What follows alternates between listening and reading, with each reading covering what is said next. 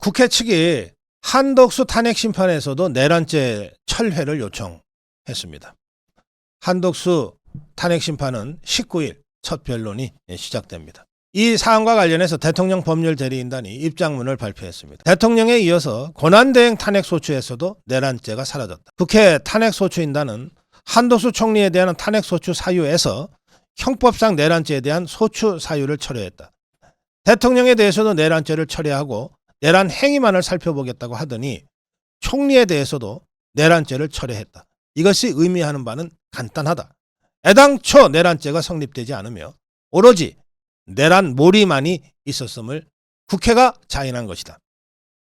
거대 야당은 대통령의 내란죄 성립을 입증할 자신이 없으니 비상계엄 선포가 내란죄는 아니다. 그러나 내란 행위다라는 논리를 내세우고 있고, 국무총리 역시 내란죄가 사라져 내란죄 주요 임무 종사자가 될 수 없어 내란 행위 가담 또는 방조자라는 억지 논리를 만들고 있다. 가장 핵심적이고 중요한 소추 사유인 내란죄의 철회는 명백한 탄핵 각하 사유에 해당한다. 형법상 내란죄에 해당하는지는 다투는 것이 아니라 헌법상 내란 행위의 의미를 판단하겠다는 변명 역시 궤변에 불과하다. 내란 행위는 형법 위반에 해당하는지 판단하는 것이므로 내란죄를 철회하겠다는 것은 소추 사유의 철회일 뿐이다. 탄핵 사유는 헌법과 법률의 위반이며 이는 단순한 위반이 아니라 중대한 위반을 뜻한다. 형사소송 절차도 제대로 적용하지 않는 탄핵 심판에서 내란죄가 확정된 것도 아닌데 내란 행위에 해당함을 판단하고 탄핵 여부를 결정하겠다는 것은 법률의 중대한 위반을 탄핵 요건으로 한 헌법 정신에 반한다. 헌법재판소법 제51조가 동일한 사유로 형사소송이 진행되고 있는 경우 탄핵 심판 절차를 중지할 수 있도록 한 것만 보아도 헌법적 판단과 형법적 판단이 다르다는 탄핵소추인단의 주장이 법리에 전혀 맞지 않는 것을 분명히 밝히고 있다. 아울러 대통령 권한대행의 탄핵소추가 하염없이 지연되는 것에 대해서도 공정성에 의문을 제기할 수밖에 없다. 마은혁 권한쟁이는 불과 한 달 만에 선고기일을 지정하였다. 재개하는 총극까지 연출해 놓고 대통령 권한대행의 탄핵소추는 2달이 되어서야 변론기일이 지정되었다.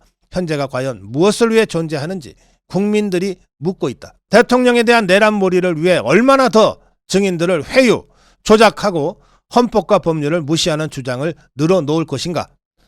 소추 사유 철회는 그 자체로 각하 사유이며 형법에서 범죄 성립이 확정되지 않았는데 헌법에 비추어 범죄이므로 탄핵이라는 궤변으로는 더 이상 국민을 속일 수 없다. 이미 짜여진 탄핵 인용 결론을 위해 절차를 무시해서는 안 될 것이다.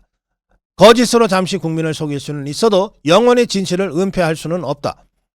국회는 거대 야당의 폭주를 위한 하위기관 역할을 그만하고 입법부로서 권위를 세워야 할 것이다. 헌법재판소 역시 최고 헌법 해석기관으로서 불공정한 심리를 즉각 멈추어야 한다. 대통령과 국무총리에 대한 탄핵 소추는 내란죄가 철회되었으므로 즉시 각하되어야 한다. 조선일보도 사설에서 헌재는 한덕수 총리 탄핵 심판을 시급히 결론 내려라 이렇게 주장했습니다. 한덕수 대행 탄핵 소추안에는 내란 폭동을 공모 방조했다고 돼 있는데 민주당도 한덕수 대행 탄핵 소추 핵심 사유로 총리 시절의 내란 공모를 들었다. 그러나 실제 이유는 한덕수 총리가 민주당이 요구하는 헌법재판관을 임명하지 않아서 탄핵한 것 아니었는가. 한 대행이 헌법과 법률을 위반해서가 아니라 민주당이 원하는 윤 대통령 탄핵 속전속결에 협조하지 않았기 때문에 탄핵 소추된 것이 아닌가. 특히 이 헌법재판관 임명 보류는 총리가 아니라 대통령 대행 신분으로 한 것이다. 따라서 헌재는 한덕수 대행의 탄핵 소추 정족수에 대한 판단부터 서둘러야 한다. 이제 한덕수 대행에 대한 내란죄는 따질 필요가 없어졌다. 헌재는 국정 안정을 위해 한덕수 대행 탄핵안과 정족수 문제부터 시급히 결론 내리기 바란다. 네, 헌재가 정인신문을 90분으로 제한하겠다고 일방적으로 발표했어요. 윤석열 대통령 측은 거센 국민적 분노에 직면할 것이다. 강력하게 반발했습니다. 그러나 재판을 진행하는 것은 문형배이기 때문에 일단 문영배가 얘기한 대로 진행은 될 것 같습니다. 헌법재판소는 매주 2번 재판하고 증인신문은 1명당 90분으로 제한한다고 선언했어요. 문형배가 한 말입니다. 주신문을 30분, 반대신문을 30분, 그러면 60분이죠. 재주신문을 15분, 재반대신문을 15분, 하면 30분이죠. 합쳐서 90분. 이렇게 하고 재판부가 보충신문 하겠습니다. 이러면서 대통령의 직접 신문도 금지했어요. 헌재한테 내가 묻습니다. 헌법 심판하는 거냐? 아니면 토론회 하는 거냐? 문형배는 증인에 대한 신문은 양측 대리인만 하는 것으로 정했고 본인이 희망하면 증인신문 끝난 후에 대통령이 의견 진술할 기회를 드리는 것으로 하겠다. 그냥 구경만 해라 이거예요. 윤석열 대통령 측은 하루에 여러 명의 증인을 신문하는 것은 방어권 제한과 졸속 심리로 이어지게 된다. 이러한 사실을 방관한다면 헌법재판관들이 국민적 분노에 직면하게 될 것이다. 이렇게 강력 반발했습니다. 시민단체가 이런 문형배를 고발했습니다. 시민단체 서민민생대책위원회 서민위는 문형배를 협박과 강요, 직권남용, 업무방해 등의 혐의로 서울경찰청에 고발했습니다. 문형배가 최상목 권한대행이 마은혁 후보자를 임명하지 않아 제기된 권한쟁의 심판에 대한 헌재 결정을 최상목 대행이 따르지 않으면 헌법과 법률을 위반하는 것이라는 입장을 공식적으로 밝혀 최상목 대행에 대해 직권남용을 저질렀다는 겁니다. 문형배 대행은 윤석열 대통령의 법률 대리인 측과 날짜를 조율해 기일을 정해야 했음에도 일방적으로 기일을 정하고 통보하는 등 업무 방해를 저질렀다고 했습니다. 또 서민위는 문형배 대행 외에 김정원 헌재사무처장, 천재현 헌재공보관도 함께 고발했습니다. 문형배 대행 등은 정치 권력에 취한 나머지 국민의 신뢰를 저버렸다. 피고발인들은 즉시 심리를 중단하고 절차대로 국회 재송부 절차를 밟아야 한다고 주장했습니다. 문형배 탄핵에 국민청원 10만 명이 동의했습니다. 윤상현은 문형배 탄핵안이 국회 전자청원을 통해 국회 법사위로 회부된 것에 대해 이것이 바로 국민의 준엄한 목소리다 라고 주장했습니다. 문형배는 헌재 소장 권한대행으로 헌재의 공정성을 지키지 못하고 있다는 비판을 들어왔다. 이 해당 청원은 어제 오후 7시 현재 9만 9,125명의 동의를 얻어 법사위에 회부됐습니다.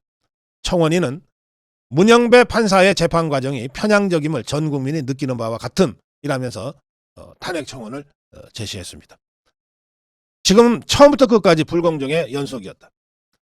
국민께서 불공정과 정치적 편향성에 대해 참다 못해 직접 문형배에 대한 판사 탄핵 청원을 한 것이다.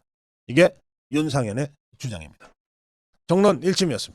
정말 제가 뼈아프게 좌절하고 반성되는 부분이 있습니다. 박근혜 대통령을 지키지 못한 겁니다. 8년 만에 다시 윤석열 대통령을 그때 8년 전에 박근혜 대통령 죽이듯이 또 죽이겠다고 지금 달려들고 있는 거거든요. 그래서 저 지금 진짜 모든 걸 걸고 있습니다. 윤석열 대통령을 지키기 위한 전쟁을 지금 하고 있다. 탄약이 필요하다. 그러니 여러분들 만만해온 대주시라. 연일 특검법 강행하고 압박하고 우리 국민의힘 자유파 분열시키려고 온갖 공작을 다 하고 있잖아요. 이것에 대해서 지금 싸움하고 있는 중이거든요. 각자가 자기 자리에서 할 수 있는 만큼 최대한 역할해 주시기 바랍니다. I know you told your friend you're not okay, and tell me what's wrong.